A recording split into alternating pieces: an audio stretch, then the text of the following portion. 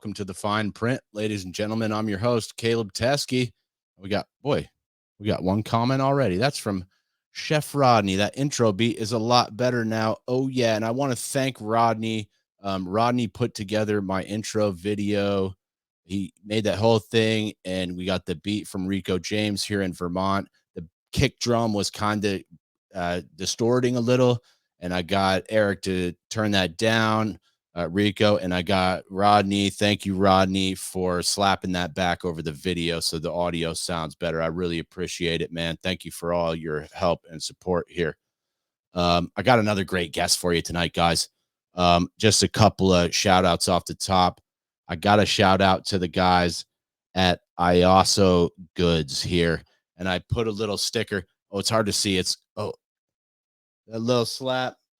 That's for the IASO Goods for Jess. Thank you so much. They designed me this custom grinder. This is the first piece of branded swag for the Fine Print, and I really these guys do great work. This is a super heavy duty grinder, and I ground up some excellent herb here that I got from one of my my last guests, and I want to just shout out to some of my last guests here.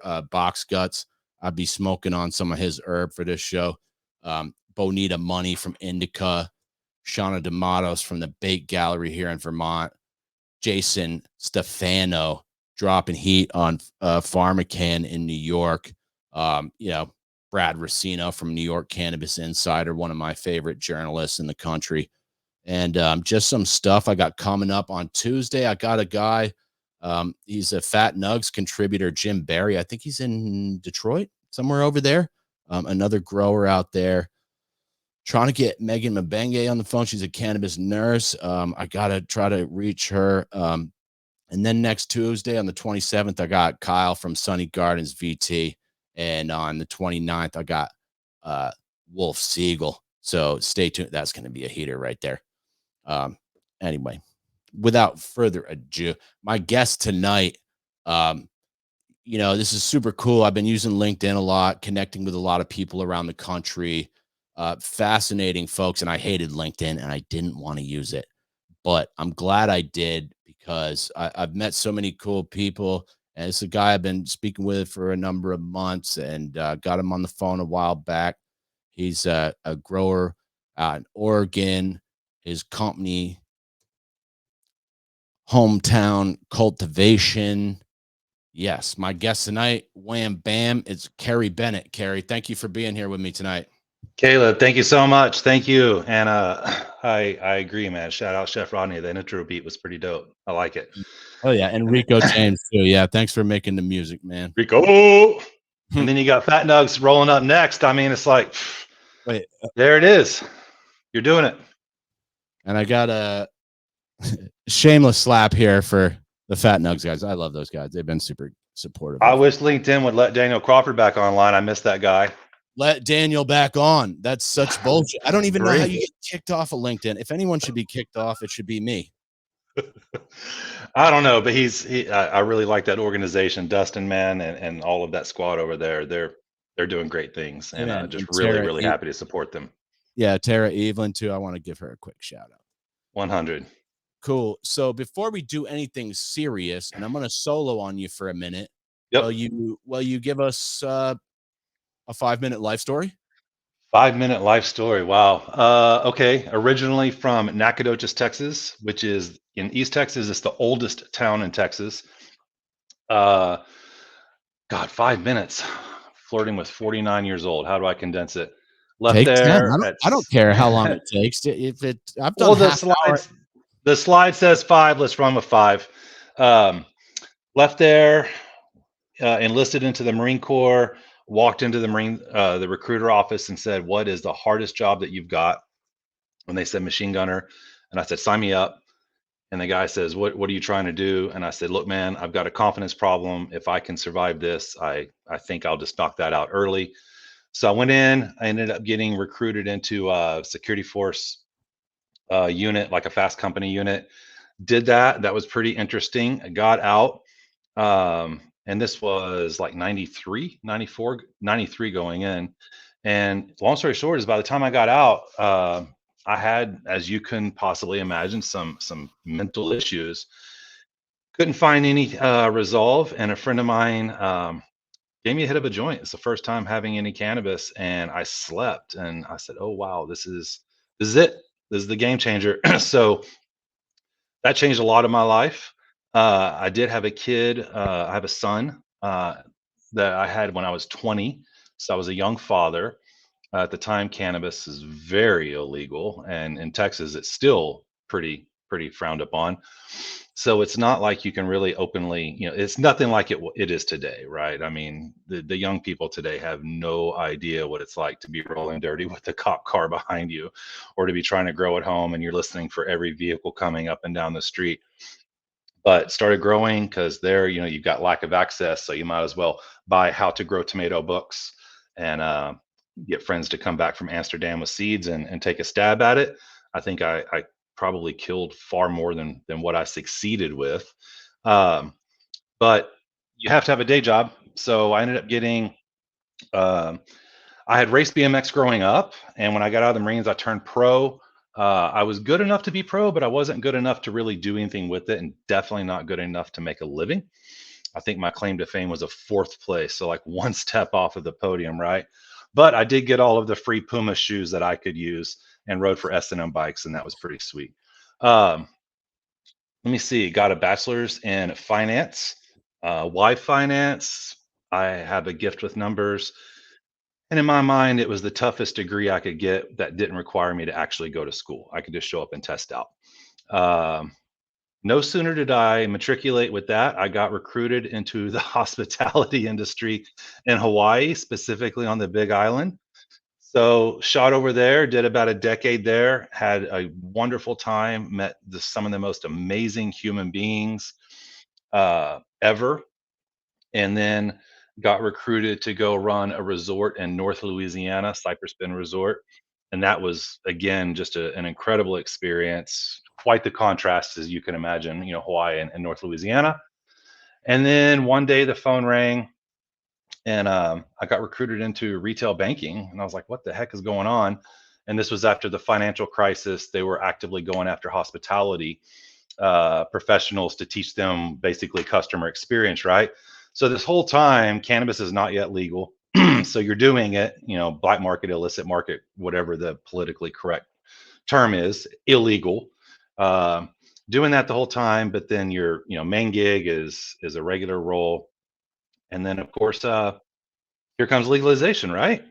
So finally, people similar to myself are like, oh, finally we can normalize this, and jumped into the legal side of it in the Pacific Northwest, and then ultimately ended up being the president of Canna Organix. I think I started with those dudes in 19. They're some of the best in the country, so that was just a tremendous blessing. Some of my dearest friends, Kyle Candy, shout out, Steve Olson, shout out, our owners there, and those guys they're real. And then got offered a role in Oregon about 2.5 years ago, and made the jump. And Oregon's been quite a ride, but ultimately it's a blessing in disguise because it landed with me actually finally having my own cultivation facility as of December 23. So what, I'm 2.5 months old here in the entrepreneurial space, the ownership space. Tired, broke, wouldn't change a thing. It's amazing. All right. That was like a 6.5 minute life story, but I'm putting you over here in the big box now. We didn't cover the prog metal bass either, and meeting Oh, my wife and all of that. That's a whole different story. I was saving that for the end, man. Don't ruin my shit here. Sorry, man. um, Kerry, you mentioned you were serving in the military, and I always love chopping it up with the veterans. And I don't know if you would mind me backing it up a little bit here, but I'd love to dig into some of that, man, because a lot of the Yeah, veterans I've talked to, it seems like that was stressful times in their life, which yeah, has led them to cannabis. But yeah. I'd be curious to if you'd share any of the details of your time in the military. You said you were a machine gunner or something like that. That sounds pretty intense. Yeah, yeah. So, think back to before I went in. a civilian, right? And there's this assumption that the Marines are the elite of the elite, right? And I think many people would agree with that statement. Now, within each group, there are certified badasses, right? Personally, I think everyone in the military is very much a badass.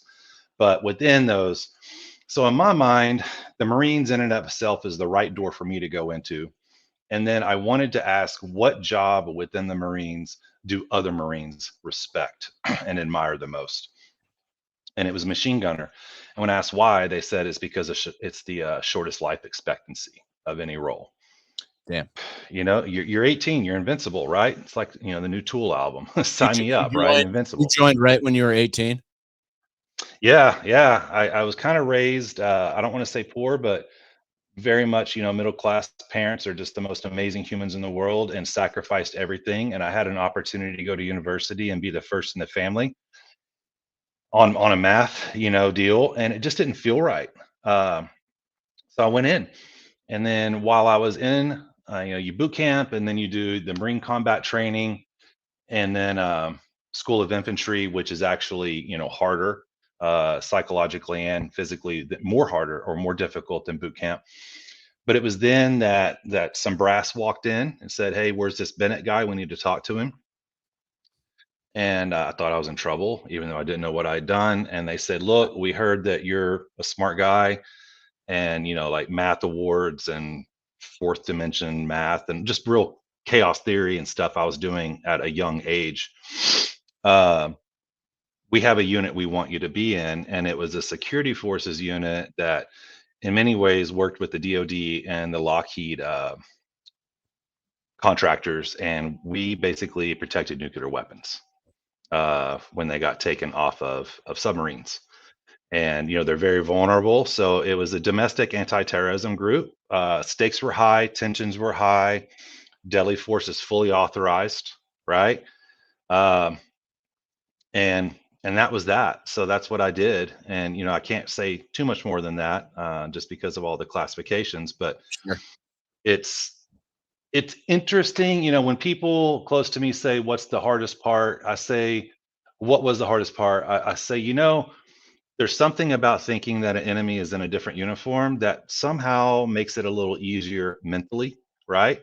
And I think that a lot of us can understand that, whether you're into sports and you go to a game and the opposing fans are in a different jersey and it's easy to throw shade at them, right? Uh, or whatever the case might be.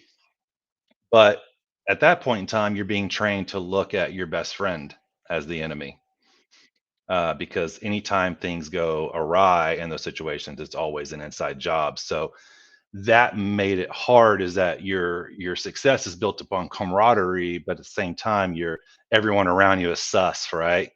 Wow. Uh, it's a mind warp. It really is a mind warp. So But everyone could be the enemy.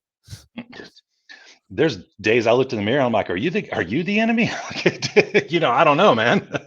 You just, am I good? I don't even know if I'm good right now. But just like most other things in the military, there's many necessary roles that have to be performed to keep the overwhelming majority of us safe, and to where we can get online and argue and debate about the dumbest things because people are out there keeping us safe. And that's one thing I just absolutely love about America. Even people that I disagree with online, I'm flirting with 49, and I still look back and go, I'm so happy to live in an environment where I actually can disagree with someone and someone can disagree with me. And, feelings get hurt, whatever, harden up. But we have that right. And I don't look, I don't take that lightly. I take that very seriously. Can I throw in a comment from Rodney here? He would like 100%. to. He'd like to know. Can we get a story about those tats? Oh man, Hawaiian. White dude in Hawaii, it rubbed off. So I got my first ink at 17. I'm not gonna show you. It sucks. And then like 18 got another one. And then by the time I was 2021, I was living on the Big Island. And here you go, right? So you just start getting ink. And then this is the most recent one. Funny thing is my ink always stopped right here, right? So I could put my suit on and like be business professional. And I had to feed the kid, man. I had to, you got to put bread on the table. But the moment I ended up with my own business and became, truly an owner, I finally stopped being a wuss and went and got the hand ink. Uh, so which there you go, man. which is the wildest shit to hear from a machine gunner Marine who's protecting nuclear weapons. Finally, Hey, stop being man. a wuss. But you got to think though, these tats are, when you're getting this kind of ink in 93, 94, 95, tats didn't really get normalized until I'd say mid 2000s, right? And the cool thing about going to Big Island, because I was like really part of the Kama Aina there, they welcomed me in. So much gratitude, mahalo nui loa. Uh, but man, they are tatted, right? I mean, eyelids just, and it all shows their history and their rank and their society, and so when you're there, it feels normal again. But then you come back to the mainland and people are looking at you and like grabbing their children like, oh my gosh, he's about to rob us. And I'm like, I just want to say hello. But now we're in a world, and it's like I tell my kid, the new cool is no tattoos, right? Because it used to be that you were cool or cool to have a tattoo. Now everybody's freaking got tattoos. So the new cool is none whatsoever. But once you're this far in, just keep going. Hmm. Thanks for the question. What Yeah, up, Chef? thanks, Rodney. So I believe you also mentioned too, and thank you for sharing that stuff, Yeah. Kerry. But I believe, oh, here's Rodney. I hate the stigma behind tattoos. I have doctors with tattoos saved my life before, and people without tats that have damn near killed me. All right. All right. Fair. Yeah, fair. Let me keep going, Rodney. So I did want to ask you, it sounded like you said you had never tried cannabis before the military. Mm-mm. Is that yes? So I'm curious how your military experience led you to sort of try that out. Well, so when you're growing up in East Texas and you don't really have an abundance of capital, you do have an abundance of time and access to land. And my parents sacrificed everything to get me a BMX bike, and lo and behold, I was actually pretty good at it. So I started racing, traveling the country, and at that point, you're an athlete, right? So you're not, and you're also a teenager. So no drugs, no alcohol, doing whatever you can to, this is my ticket, this racing, right? This is going to be my ticket. I need to take it seriously. So that was my story. And then, of course, getting into the Marines immediately after high school, it's definitely an alcohol culture for the little bit of time off that you get, but definitely nothing else. And it was when I got out, I started riding again. I was taller, stronger, confident, turned pro. And this was like 97 ish, and X Games were coming online. And we've been doing big tricks for eons out in the fields. So it's like when X Games comes online, if you think back to those early days, 97, 98, there were two camps. There were like the SoCal guys, right? And then there were excuse me, the country guys, like the Oklahoma and Texas freestyle guys. Uh, so I started doing a lot of free riding and dirt jumping. And one of my friends, Jameis Steiber, was another pro rider, but he was more of the Colorado vintage, right? And VW bus and the whole 9 yards. And we were at a national in Beaumont, and I had insomnia, which was a post marine thing. And I was out in the parking lot like at midnight, just trying to do anything to get tired because we had to race the next day. And he's blazing out a van, just blazing it out. And I'm not gonna lie, man. I was like, dude, you need to stay away from that crap, and you're gonna ruin your life. And oh man, I was so judgmental. And he's like, dude, why don't you just shut up and try it? And I did. And next thing I know, I was like, oh my gosh, sleep is so amazing. It helped. It helped me go over an edge. It didn't, it's not, to me, it wasn't a function of becoming inebriated or numbed. It was more of, okay, for the moment, I'm able to take this paperwork and put this in a filing cabinet mentally and then go rest, right?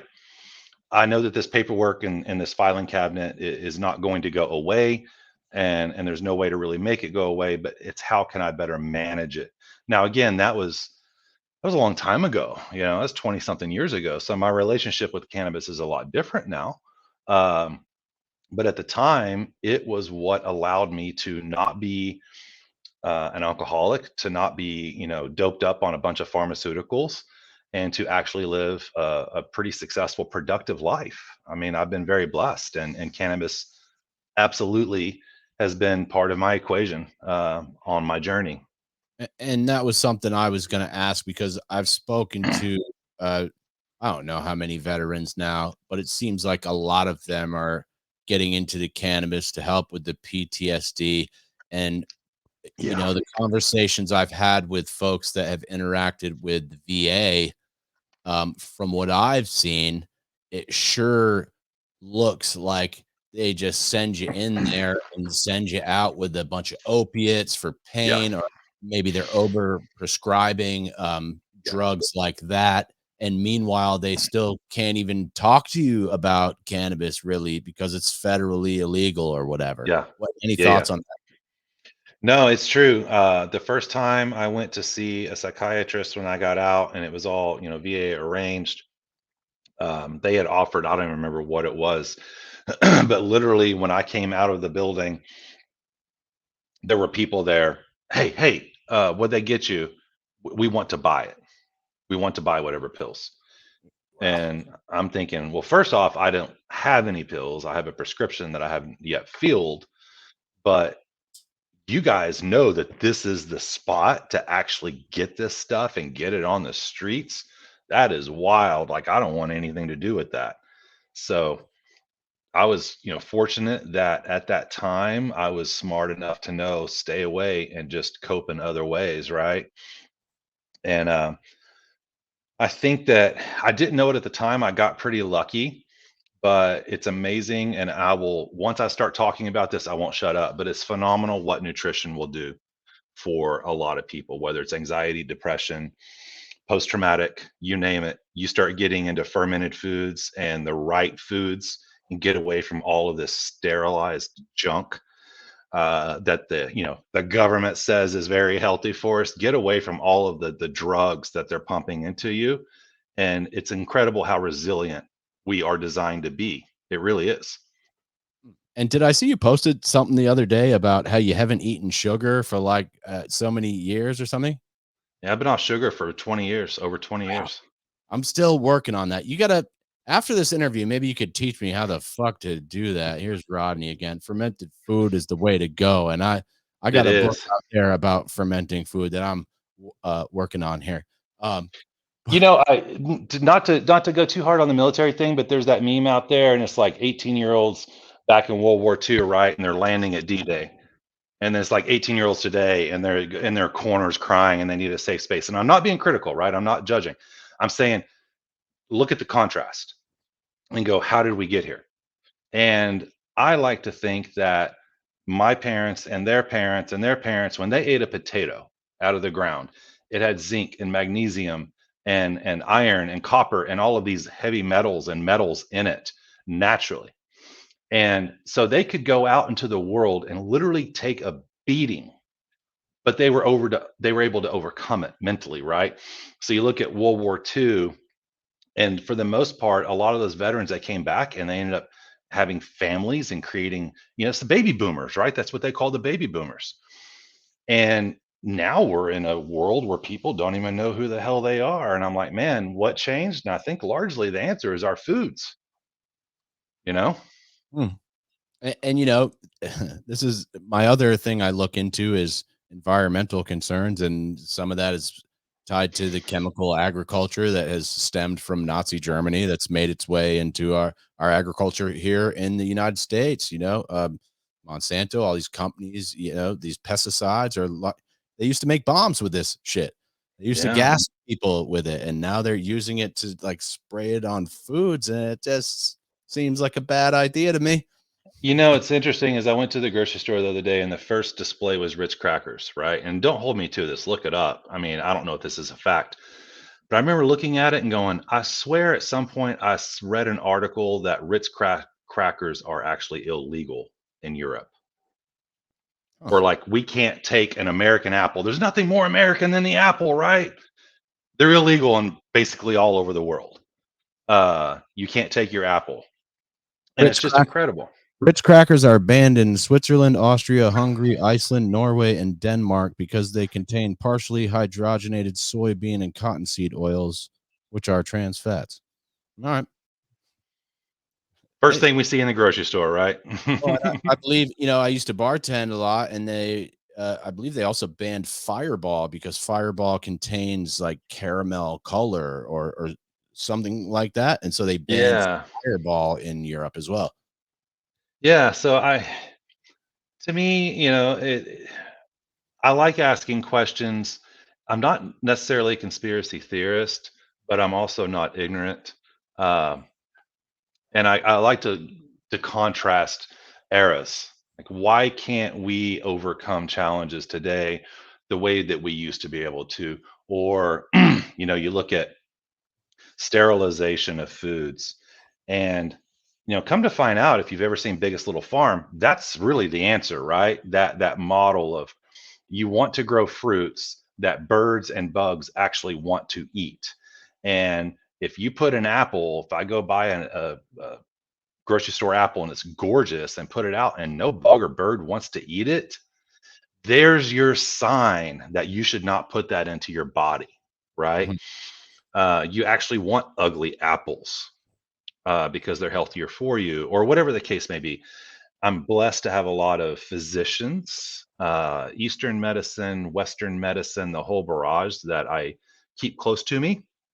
And it's incredible. Even the people that are really hardcore Western medicine privately, they're like, we don't eat any of these things. We don't take any of these things. It's all about, natural fermented foods.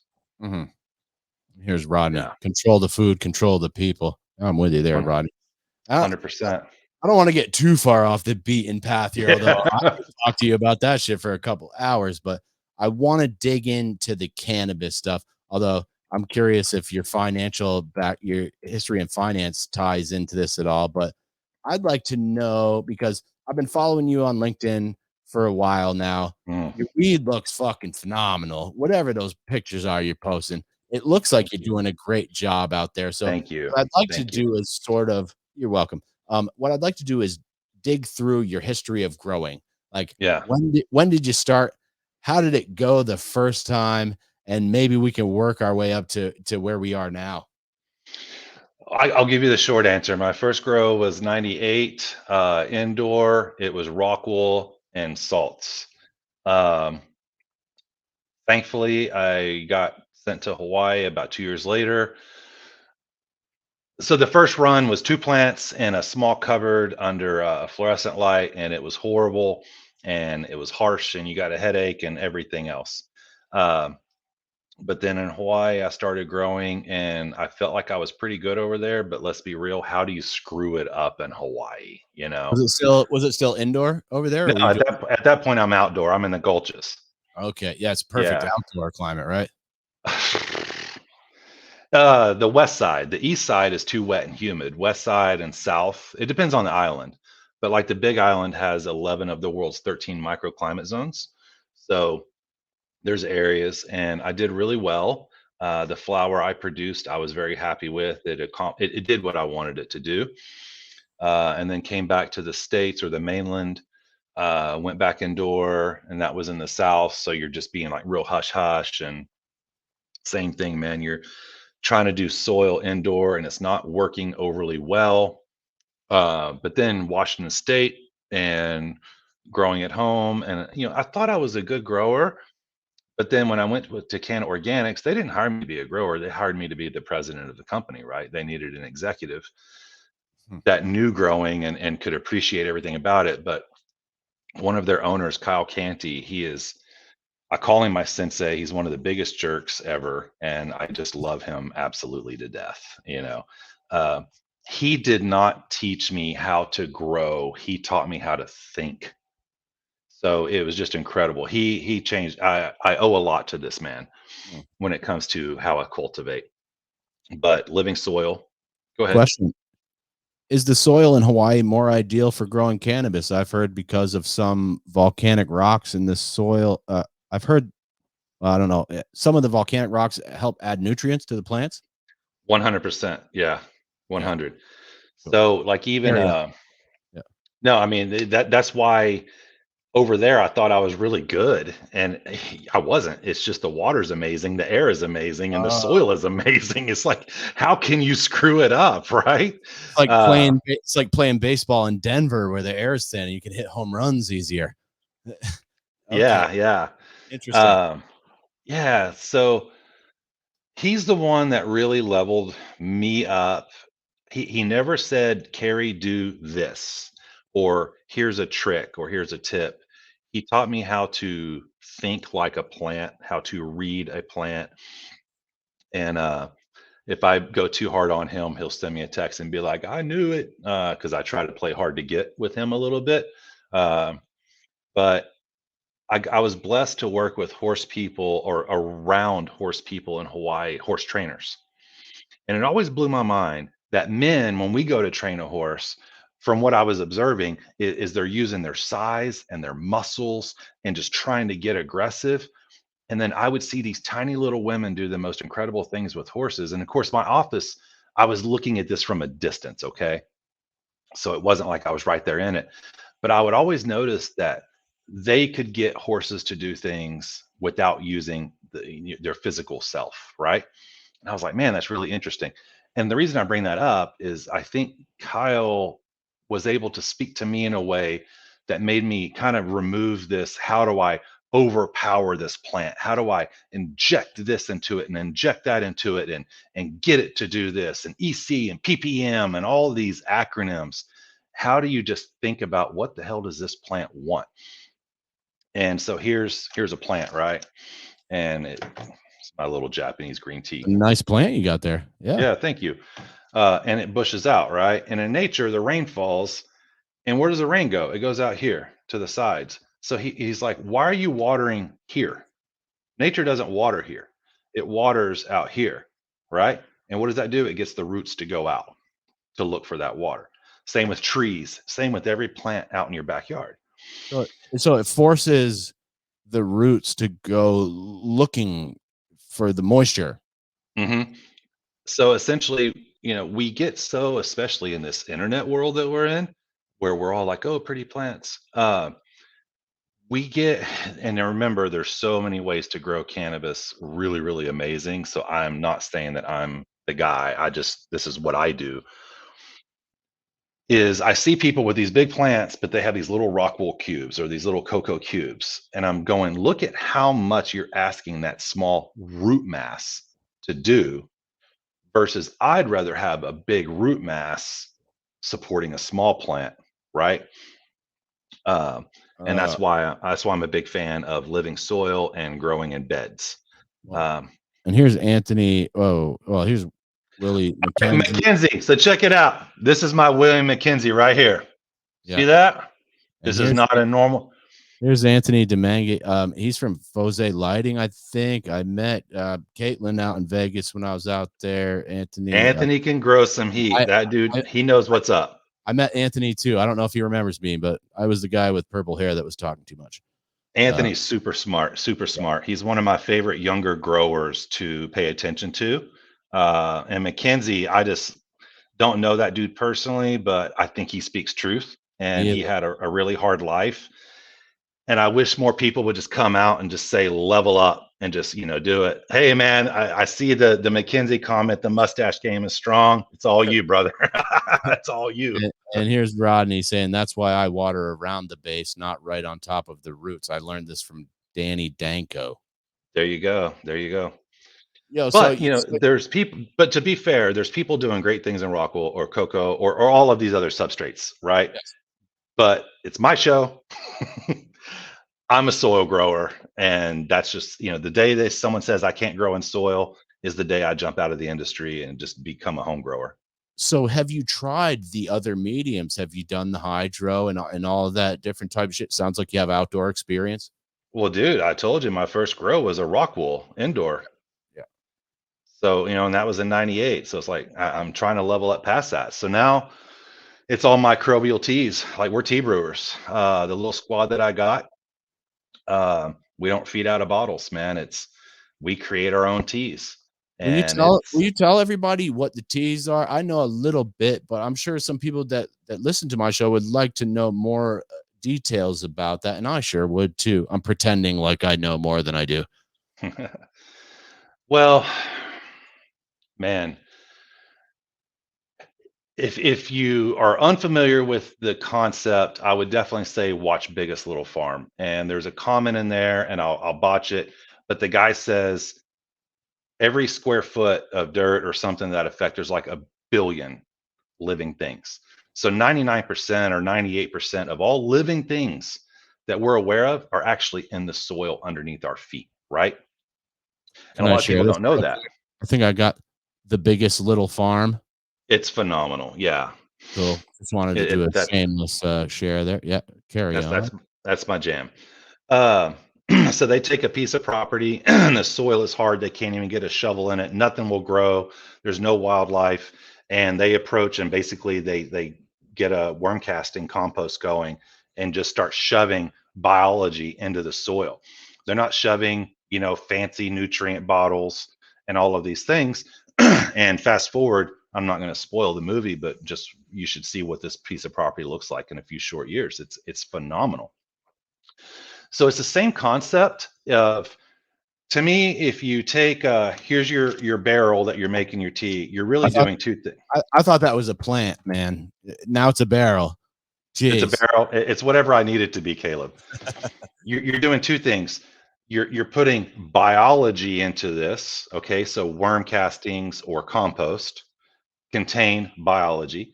So you're putting biology into the tea, and then you're putting food for the biology into the tea. So fish hydrosolate or molasses, or I'm not trying to give away my formula. So you create a plume in your tea. You take that, you feed that to the soil. You don't have to worry about the plant. The plant will be great. So we focus more on the soil health, and the pictures that you see that you're like, man, those are great. That's not us chemically inducing those results. That's just us being loyal to the soil or true to the soil. And that's the results that we get. What we find is, you have your favorite cultivar and you grow it, in a false substrate and use chemicals, put it into our grow, and suddenly minor cannabinoids show up. CBG, CBC, CBN. You had 9 terpenes before, now there's like 18 terpenes. So your total cannabinoids come up, but the diversification within the cannabinoids is really pretty phenomenal. And we're trying to produce a truly medical product. Right now, we're on the rec market, so let's be right. I mean, we got rec patients or rec consumers, but I think for the most part, almost anyone that looks to buy something along the lines of what we're doing is looking at it from a medical lens. Um, and the neat thing about Oregon, I'm not a native Oregonian, but I will say that Oregon has the highest concentration of badass growers. And I work in Cali and Washington and up and down the West, up and down the East. I'm always out consulting. And I'll tell anyone that will listen, I'm not saying, you know, Oregon's the best, because I think there's really amazing growers everywhere. I really honestly do, right? I mean, Anthony's in Missouri, and that dude is phenomenal. What I'm saying is as a concentration of a population, we have home growers in Oregon that will annihilate people in other areas. They just do it for fun, but they're like fourth generation growers. You know what I mean? Because what did they legalization here was 98, the medical legalization, and then I think it was like this, don't hold me to this, but the 70s, late 70s is where the first round of like government cannabis talk happened in Oregon. So you have to understand, when you look at the West Coast and you go from the Mendo and the Triangle north up to Washington, that half of Cali and then, Oregon and Washington, the concentration of living soil growers is so high, so high. And that's why I think that you saw the aspergillus thing go sideways when they tried to What? introduce it into Oregon. You want to do that now? That was a couple questions down, but go right ahead. I love when my guests do segues for me. Oh man, Here, let me this just is where let me I have here. to be. I'll slap this comment up from Rodney first. Let you think about it. I grow outside in raised beds. We bury old logs, leaves, yard clippings, mix all that with worm castings, and then growing it. Each time I do this, I hit over a pound per plant. No BS. You're throwing logs and leaves in there. You're throwing aspergillus right into your soil. So congratulations. It's the most dangerous pathogen on Earth. I have to be careful what I say because I don't want to be litigated against. Yeah, but And please, so like, and I know I've been following this a lot. I thought Trent Hancock has had some really good stuff to say about this, as well as some of yeah, the scientists I've spoken with. Tess Adam has had some really good stuff to say. But I noticed recently in Vermont, we have the non-detect for aspergillus. That's the testing standard here.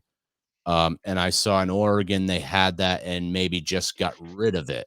So I'd be curious to hear your thoughts on that, because I thought that was a rare good decision by a state, because it seems like that test is maybe a little ridiculous, since aspergillus is supposed to be everywhere. How are you supposed to have none of it? But yeah, go ahead, Kerry. okay, I'm not a scientist, and oh man, I've got to be so careful here. Uh, I will share what professionals shared with me, and then I will share my experience. When the testing came about, none of us even thought twice about it. Like, ah, whatever, it's just another test to pass. Who cares? And all of a sudden, we all started failing, and I mean like high fail rates. What the heck is going on here? How high? Do you have a number? I could get a 5 pound batch, okay, 5 pounds, and we spent something like $12,000 breaking that up into multiple tests and sending it out to multiple labs, and half of it passed and half of it failed. Wow, And weird. here's the thing: is if you fail, now you have to remediate, right? To get it to the market. So my thing at first was get me a test I can trust, because as a grower, we're testing everything. And here's an eighth. So the first this was one thing, and now it's another. This is an eighth. This eighth is now passing or failing. So if we're trying to protect the consumer, then I don't think that test is actually protecting anybody. Okay, because a pass doesn't mean that your flower won't have it in it, and a fail doesn't necessarily mean that the flower failed. So that was kind of the first thing that really got a lot of people riled up. Now, one thing I will say, and again, I'm a non-native Oregonian. Oregonians, man, they are activists. They do not roll over. They will stand in solidarity. They will picket. They will. Ooh, it's intense. Like, I found myself becoming an activist. I was like, man, let's go. What's happening here? But Washington won't allow that test in. They're like, no, Hmm. get it out of here. And there were some groups in Oregon that sued, and the state got rid of it. And now I will quietly say on an internet show that everyone can see, there are a lot of other states and associations that are talking to these groups to unwind it in their own states. Um, Not because it isn't dangerous. Okay. So I'm not going to say that it's not dangerous. I'm not the scientist. What I'm going to say is you can't have a zero detect test. What's the answer? I don't know. Acceptable levels? I have no idea. But you can't have a zero detect. Uh, Zero seems a little stringent for something that's allegedly all around us in the environment. so I was out in the public one time, and there was a man that I ran into, never met him, and he was an elder to me. And he said, "What do you do for a living?" I said, "Oh, I'm in the cannabis industry." And he started laughing. He goes, "Man, that aspergillus thing is a nightmare." I said, "Whoa, what do you do?" He says, "I'm in air testing." I go, "How do you know about cannabis and aspergillus?" He said, "We were hired by a private group to conduct air tests all over the state. We couldn't even get one ambient air test to pass the test that you guys were supposed to pass. Just the ambient air wouldn't even pass that test." And look, I'm not that guy. I don't know, true or not, but he had no incentive to lie, right? He didn't know who I was. Ambient air where there's no like plants growing in the room, just straight air. Yeah, but look at the Pacific Northwest. It's beautiful, but it's beautiful because we have a lot of forest and decomposing matter, and that's largely what aspergillus plays a role in, is the decomposition of matter. Uh, So that's why if you go buy mulch or compost, go to Lowe's, Walmart, Home Depot, all those piles in the parking lot, right? They're full of it. So here we are trying to pass a zero detect, but we're walking in the building with bags of compost to make teas that have aspergillus in it. And some of those people that were pro testing, they were very ugly. Like, oh, Oregon grows moldy weed. You guys are boof boys. You need to get your genetics together. And we're sitting there going, man, you guys just now got into this. Who are you? This is disrespectful, is what it is. You know what I mean? Uh, so my criticism, I have a lot of friends that are PhDs, and I love them to death. But I also understand that even they disagree, right? So when I'm listening to the debates, I literally heard, this is one of the most ridiculous comments, is one of the people said, you can't have zero detect. It even comes stock in the compost. And the other one said, well, why don't you just sterilize the compost? And then I said, stop. I need you to think about what you just said. What's the point of compost? Sterilizing compost removes the point of compost. Are you now going against the compost industry? So cannabis is what? This small of a consumer market. Look at all the elders that doctors say, go garden, it's good for your health. They sell you knee pads, right? Go get in your backyard and garden and mix up your mulch and your compost. If you're so scared about this pathogen being a health risk, why are you only focused on the cannabis industry versus the population at large? And I'm not the one to say it, but the answer that I heard a lot was regulatory capture for profit, and that the cannabis industry is an easy target to insert your fear mongering and your propaganda. That said, there's really smart, amazing people that do have the cannabis industry's best and the patient's interest in mind. So I'm not opposed to aspergillus free or remediated. I just think that first and foremost, I'm a consumer. I need to be able to make a choice. So give me the way I describe it, and we need to switch topics because I'll get too like bubbled up on this okay, one. I got a couple more. If you're growing in the desert of Nevada and you're indoor and you're rock wool and salts, you should not have aspergillus anywhere around. You shouldn't. You probably have black mold in your building, or you have a facility problem, right? But by default, a living soil grower is going to have aspergillus present. Right. And here we are, we talked about fermented foods. I could argue that the reason Willie Nelson is still thriving, right? And all of these old hippies is because they were smoking natural cannabis. So what I don't like about the aspergillus is what it's resulted in, which is growers spraying things that you should never spray, and remediation, ozone or X-ray remediation. It's Uh, like I don't want sterilized foods. I don't want sterilized cannabis. hmm, That doesn't mean that maybe others don't. So just don't say that all of us have to do that. hmm. And that And that's what happened. Is they tried that nonsense and Oregon said, no, not going to happen. hmm. And I want to slap this comment. I got a couple comments here. This one's from Rodney. He left this comment about growing outside and raised beds and old logs and leaves. And you said, oh, you're just inviting aspergillus. And he said, should I not be doing that? But I thought you were being sarcastic there. No, I'm saying do that. Do that. Yeah, Word up. that's why you're having success, because you're using nature as part of your formula. What I'm saying is that natural process includes aspergillus, and therefore that in and of itself is not something to be afraid of, right? Oh. Yeah, no, please keep doing that. Here, and I was supposed to do this a while ago, but I got Kerry Bennett here from Hometown Cultivation. And I got another one of my former guests here dropping comments, Shauna D'Amatos. Whoops. I use the plant material for my cannabis in the garden all the time, and it really does help everything grow better. My Mhm. my one and only question is, why the hell are we regulating nature to begin with?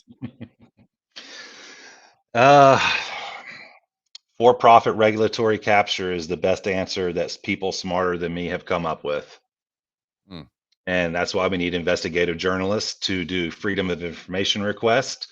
And who are the political donations going to? The day aspergillus testing started in Oregon, my emails were bombarded with solutions. And I took such offense. One of the emails, and I won't say the company because they probably want to litigate against me. The first few sentences says, "Do you know what your crop is worth?" No, you jackass, I don't. Please help me understand. If you don't spend 7,000 a month doing this, you're going to lose your crop. What do you mean? You know what I mean? So it was so insensitive, and you could tell that it was planned, right? And that those people were like, "Oh, here's another state coming online." And when you go to Oregon, you're like, "Why did we allow this?" And the government was like, "Well, because this state did it." And you go to that state, and you're like, "Well, why did you guys do it?" And they're like, "Well, that state did it." Well, why did you guys do it? Well, that state did it. That's not logic. It doesn't logically make sense. That's Remember when your parents said, if your friends jump off a bridge, are you going to too? It's the same thing, right? No one said, what is the risk?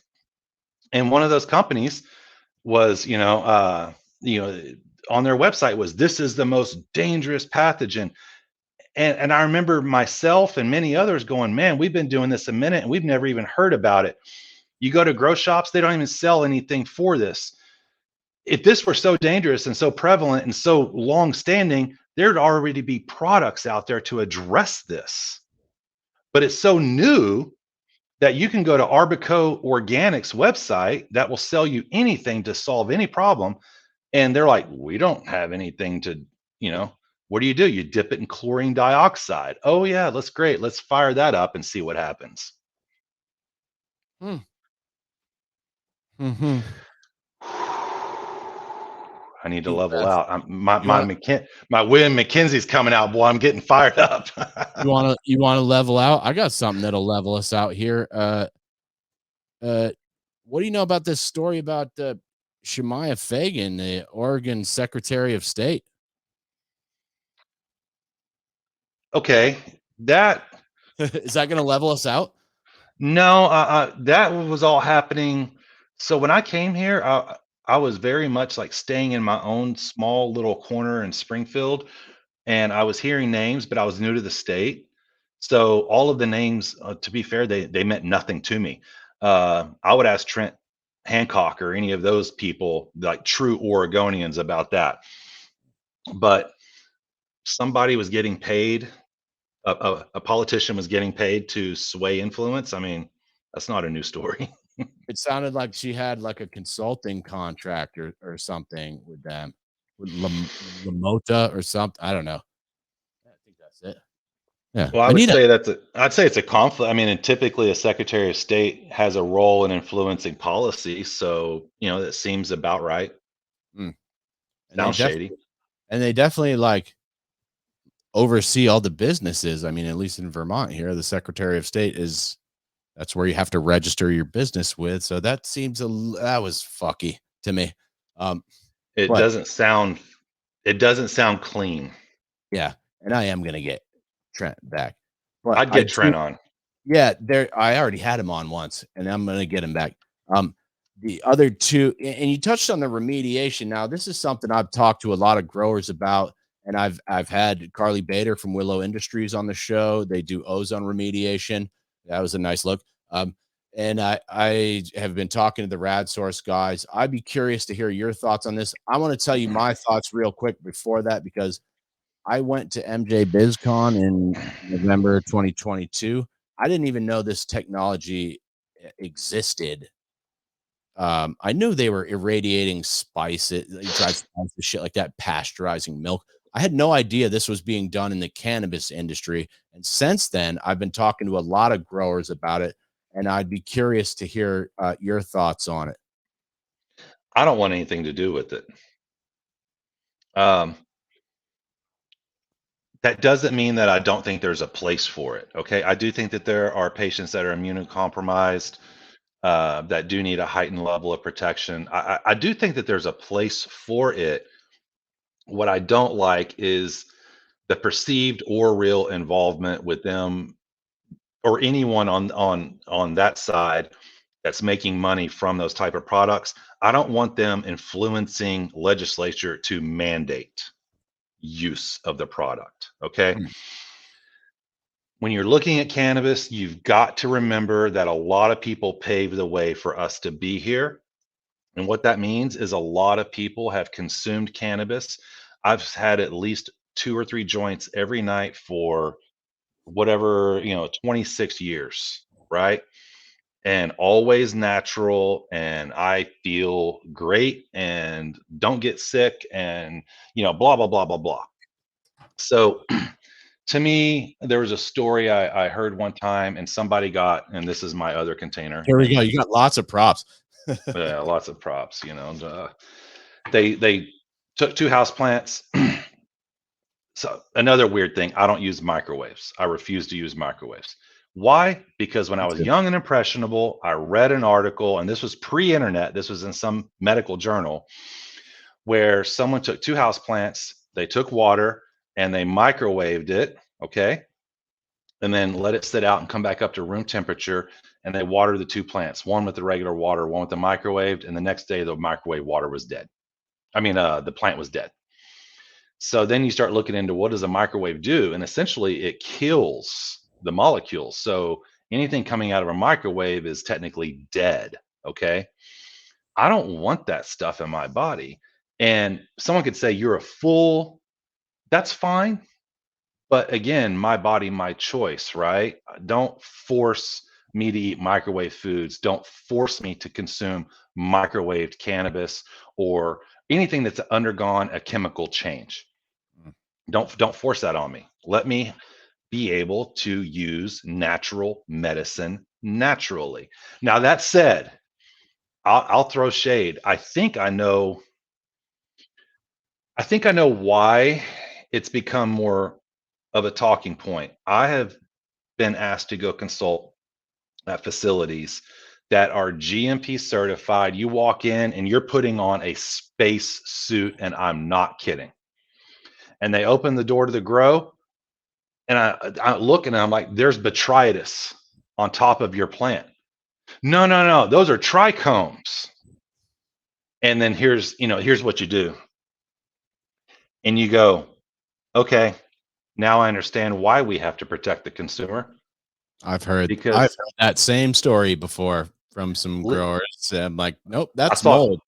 I saw it firsthand.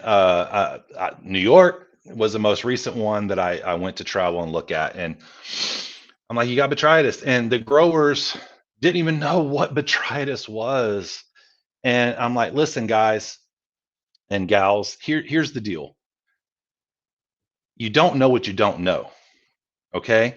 So you're being forced to remediate, and you actually do need to remediate or you are going to get someone sick. But the bigger question is if you knew what it was, you would solve that problem to where you didn't even have it. Okay. So I think the legal cannabis industry has grown too fast. And there's a lot of finance people and executives and CPG. There's a lot of people that can add value in marketing and social media and everything. But the cannabis industry, first and foremost, revolves around the cannabis plant. And there aren't enough growers. That's all there is to it. There just aren't enough knowledgeable growers. So now we have to put seat belts where we didn't need them to protect the consumer from ultimately a lack of knowledge. Fucking A. That was well said. I'm going to do another shameless slap here. Do it. Kerry Bennett, Hometown Cultivation. Couldn't have said it better myself, man. It seems like the remediation crowd is people that are either unwilling or unknowing, just don't want to solve for root causes in their cultivation space and don't want to maybe clean properly. Yeah. And, and so they resort to these types of measures. Yeah. There's a guy, I think it's Canna Clean, Matt LaRusse, or if I said that wrong, I'm sorry, but I've spoken to this guy before. To me, this guy, and I don't know him, okay? I've had a conversation. He is what needs to happen, where somebody comes in and understands what they're doing and looks at your facilities and your processes and says, "Here's your problem." Okay? But even he would agree that the growers, you just don't know what you don't know, right? And you have to understand that a lot of the real badass growers, they got to be badasses because they failed. They learned what not to do. Mm. And that's how they got good. And to me, it's like a guitarist, right? If you're going to play an instrument and get really, really good at it, you're going to hit many, many wrong notes along the way.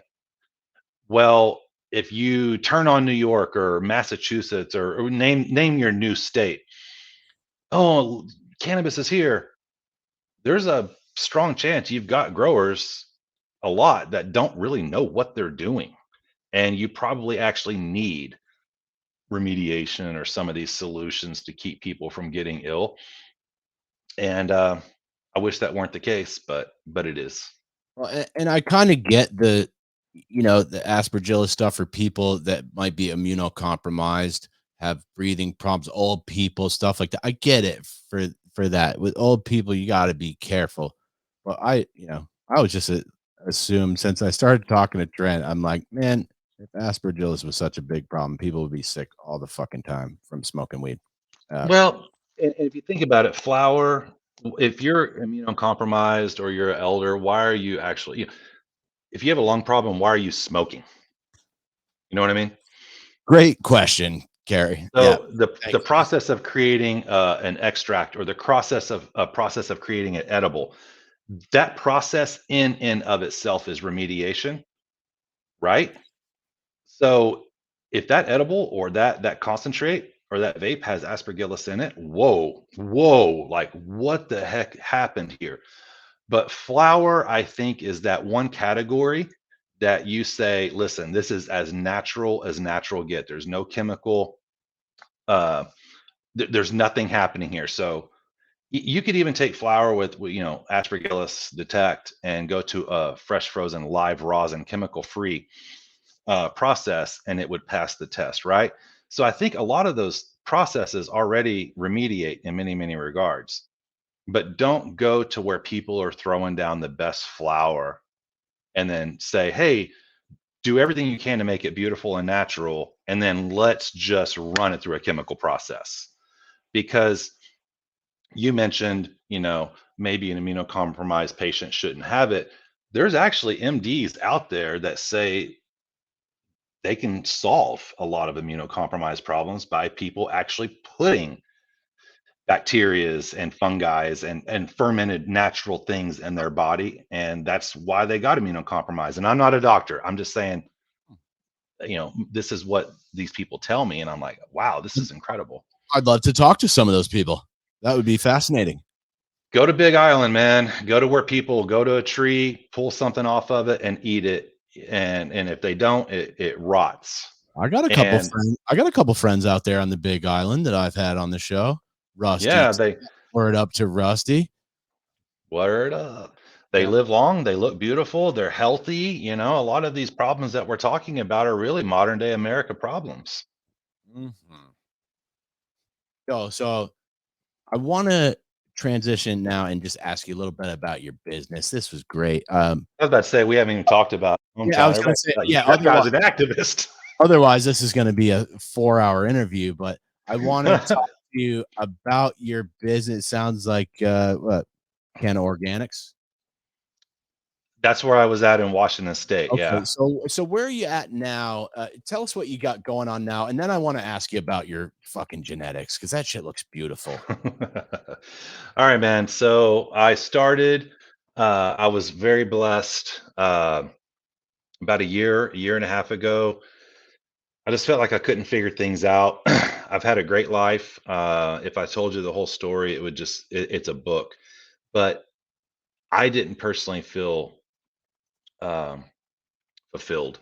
So, man, criticize me all you want. Anyone can. That's fine.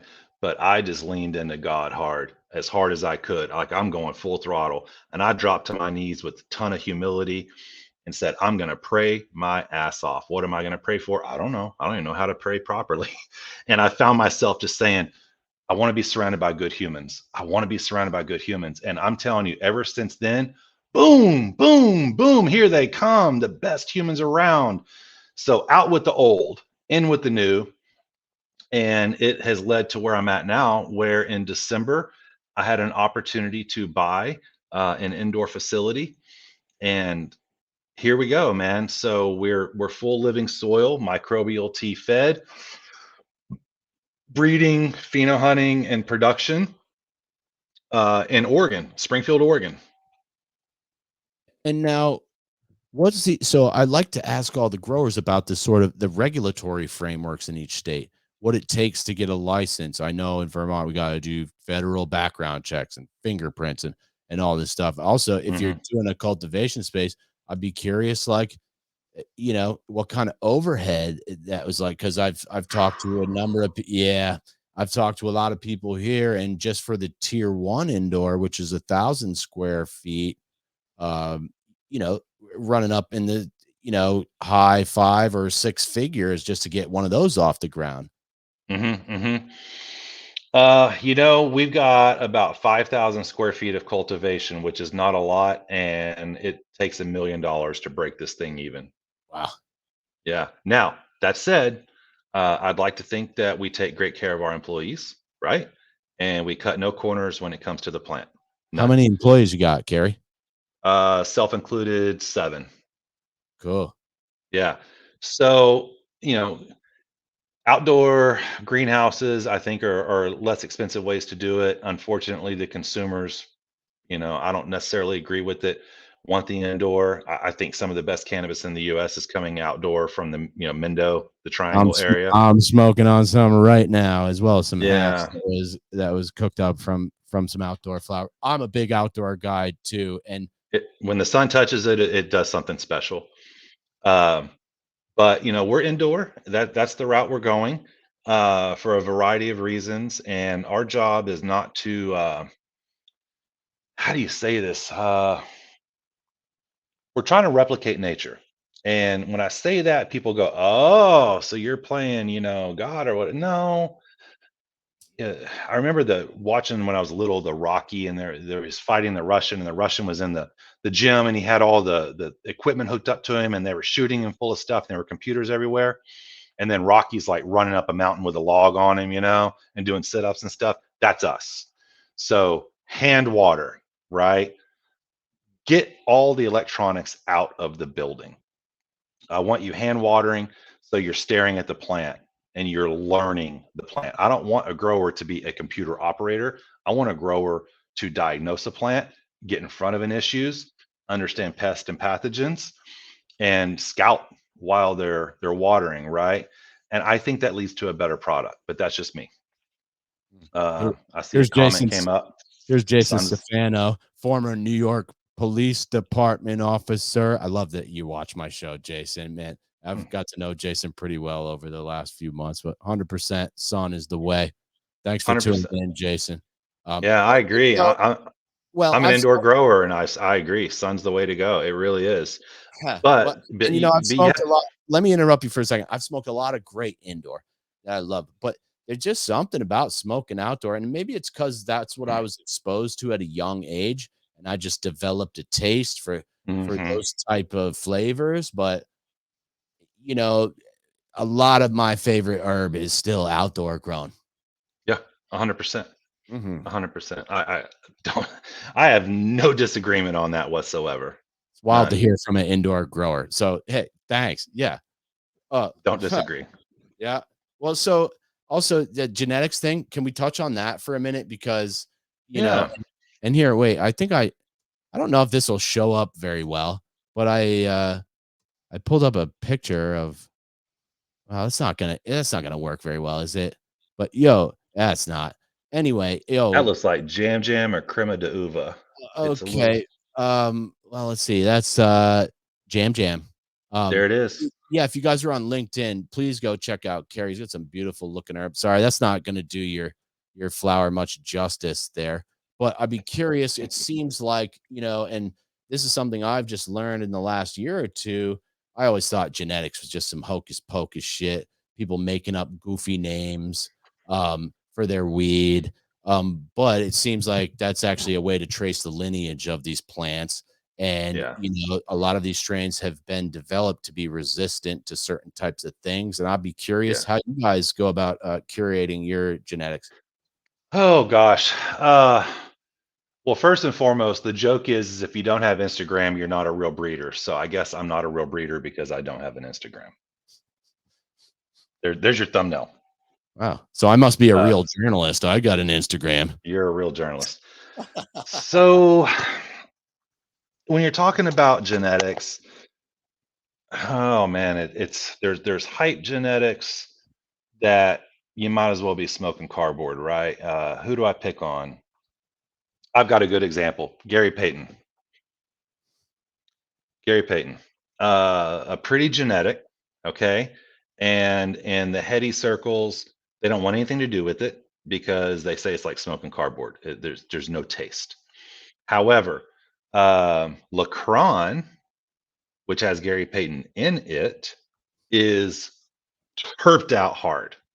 The Lacron Has James. Yeah. no, straight up Lacron. I think it was a Starfire. There is a Lacron James. Okay. So what I like to say on genetics, and again, this is another topic where I will go hours, is you look at the movie Secretariat. Okay, let's talk about horses. So I'll give you two examples. You look at Secretariat, and he won everything, right? One of the greatest racehorses of our time, and retired and went to sire, I don't know, 500 foals, 700 foals. And I don't know if any of them actually ended up doing anything great with their career.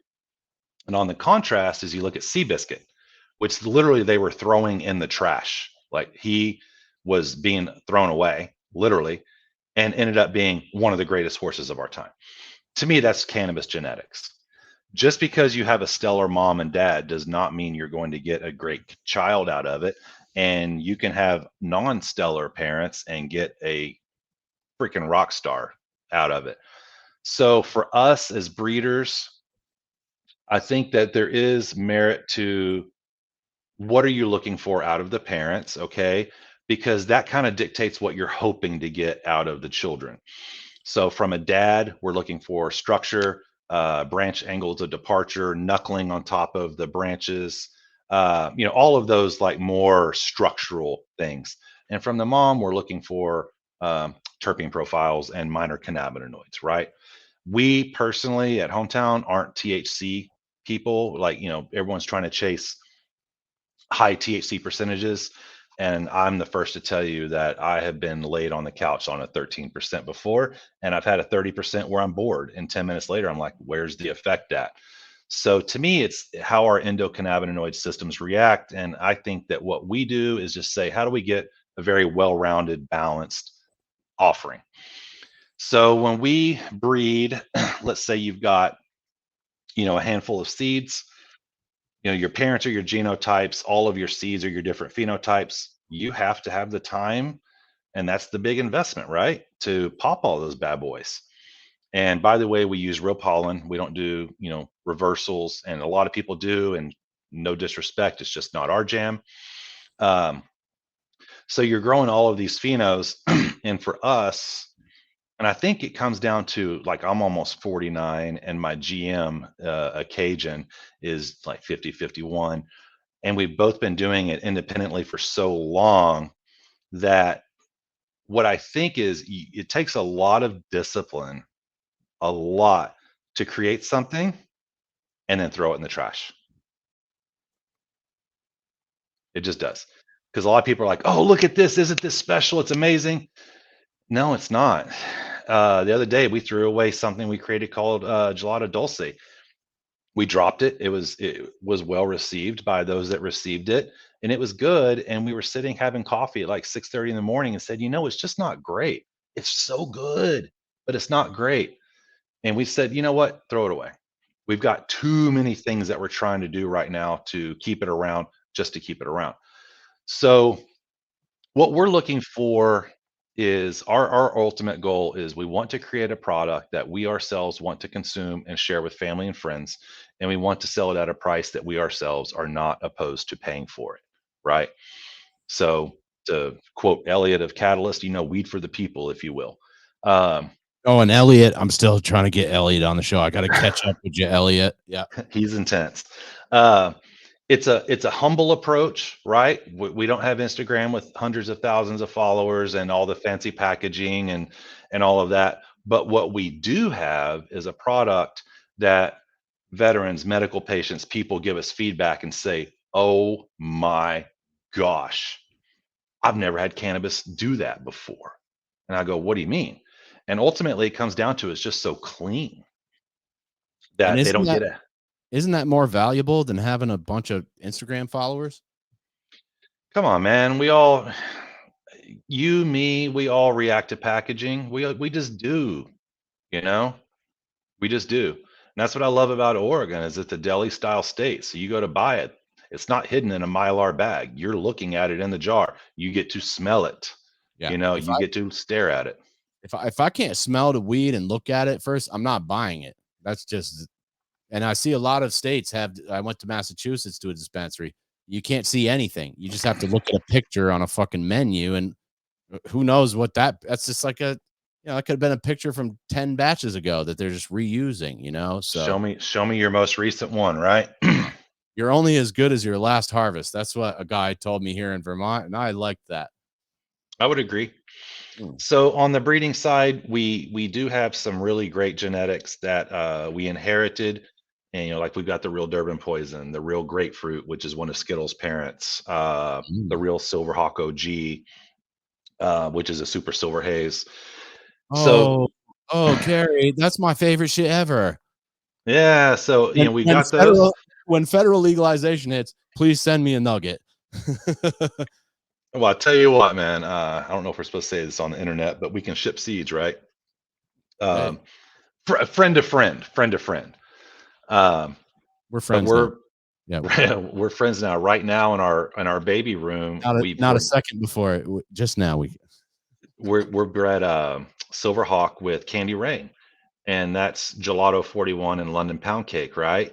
So hopefully that terpenoline from the Silverhawk pairs with that real creamy gas, and something really special comes out of that, uh, like a sativa dominant, I guess, if you will. And maybe we do the pheno hunt and we look at all of it and go, maybe not. But we try to put things out. So here's to answer your question is you said, hey man, your genetics that you show are phenomenal. You have to understand, Caleb, is that we'll go through 78 pheno hunts wow, to get one special thing. 78. We'll do 78 different genetics, and we'll have tables everywhere with multiples going, and we'll get to the end of it, and maybe we keep one, maybe we keep four, maybe we keep five. So that is the discipline, is being disciplined enough to throw it away and say it's good, but it's not great. We can only accept greatness. Well, which must be, for some people that have invested a ton of time and money in this, I could see why maybe they would not want to throw it away because, like, oh, we got all this Hmm. money in here, but Hmm. I agree with you. And that's a level of integrity that I really respect from some growers where they're like, we're fucking scrapping this. It's not going to work. And we're not going to send this out because, it doesn't meet our standards. And I Yeah. think that is, boy, I think that kind of mentality is greatly lacking in the big, like, corporate type of operations in the cannabis industry, where they're like, "No, fuck it, just send it. It's fine. We spent Yeah. all this so, hey, Yeah. good on Yeah. you for that, but, like, that must Or be or the kind greater or the greater disservice they do is run genetics and then rename them, right? is that happening? Oh, Oh, come on, man. There's people that say they got gelato 41. I'm like, dude, that ain't 41. That's 45 or 89 or 33. That is not 41. Why are you naming it that? Well, 41's the hype one. Where are your ethics at? That's not 41. mm. It happens all the time. Well, ethics are in business don't always go hand in hand. Here's Yeah. Jason Stefano. If the whole industry thought that way, Yeah. yeah, Yeah. word up, It's Jason. tough. Mm. Grass attracts snakes, man. Word up. Make sure to keep your grass cut low. You can spot them easier. I do want to ask you, I just got really like one or two more here. You Yeah. posted the other day about THCA flower, Oh, and I would God. like, yeah, is that okay? Can we do that? Yeah. Yeah. Yeah. Yeah. Go for it, Well, man. but no, you go for it because this is a totally new topic for me. And I was wondering if A, you could learn people a little bit about what that is, and B, why you were posting about it. I don't know what it is. People want to say it's all the same plant. No, it's not. It isn't. I'm in the industry. These are not all the same plant. Stop saying that. It's not true. So there's type 1, type 2, and type 3 genetics. Type 1 are THC dominant, right? Okay, we're going to smoke and have a head effect. Type 2 is more of a one-to-one CBD, THC, and type 3 is more of a pure CBD or hemp. And I'm not here to say I'm opposed. People think someone called me a hemp Nazi the other day online. I'm like, dear God, I'm asking questions. I'm not opposed to it. How are you taking apples and bananas and selling it online legally, direct to consumer? I would love to be able to do that. And they say, well, it has to have less than 0.3% delta 9 THC. And I go, cool. And then I go to my COA and it's like 1.26. And I go, so what are you doing different to get it less than zero point 0.3? And it's crickets. So what I've learned about THCA, especially if you're talking LinkedIn, is they're going to rip me apart if they see this. Maybe I think it's legal to sell, right? But nobody will tell me how to grow it. Nobody. And that's why my post was not anti THCA. It was saying that market segment is actually anti cannabis culture. Ah, In my world, we had an ICE event shut down our facility for 7 days. And I'm sending out text. Has anyone ever experienced no power, no water with the indoor, with the ambient temperature in the 20s? And the responses flood in. Do this, do this. Everyone's helping and sharing information. And that crew over there, they're like this. hmm. And I'm like, okay, you're anti. We're trying to serve people in states that don't have legal access. I'm a native Texan. I get that. I feel I that. bet you do. Yeah. Okay. But how are you doing it is the question. And to date, as of today, whatever today's date is, not one single person has told me how you get a type 1 genetic to pass that test. Not one.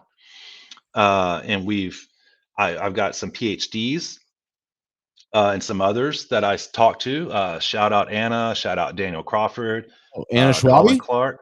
Yeah, Anna Schwabi, she was on the show. I love Anna. She's great. yeah. It's like, hey, do you know how to do this? Do you like? We're actively trying to figure it out, and we can't figure it out. And some will say, oh, it just comes down to lab shopping. And I'm like, guys, here's my issue with THCA. Pretend that my mom, who isn't a cannabis person, right, and a total sweetheart, is in Texas, and she gets online and buys a pound because they'll sell you a pound of apples and bananas or gelato 41 or Oh, yeah. jokers or I've whatever, I've seen it. Somebody just sent me right? a link the other day. It's $500 for a pound of THCA flower or something. And she gets it legally, and she's driving and she gets pulled over. Yeah, that's a state felony. Are those THCA sellers going to be there to help support her? And the answer is no. They're going to hide behind this is legal for us to sell. So my thing is tell your customers that there could be a risk with their local law enforcement because from what I've heard, okay, from what I've heard is that people are buying the THCA flower and they're testing it and none of it is less than the Delta 9 limit.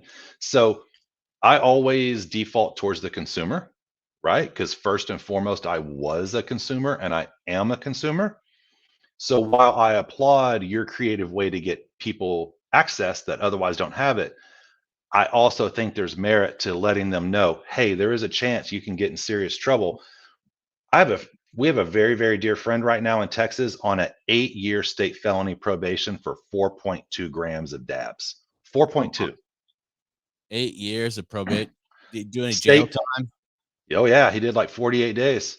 And then now it got what is it deferred, right? And he's got to do probation, but 4.2.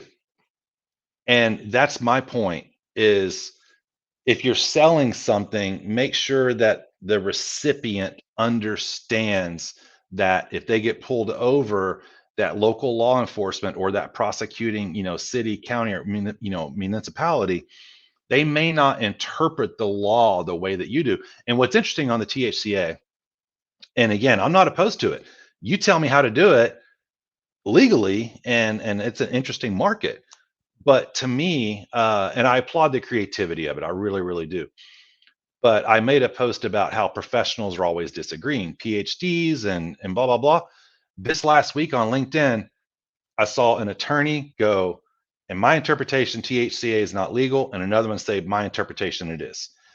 And that's my point, is even the legal professionals that work in cannabis disagree on the legality of it. And that's a problem, because like you said, you're not necessarily opposed, but like, okay, if they're No. going to allow this, there should be some type of agreement. Like lawyers should be able to understand the law.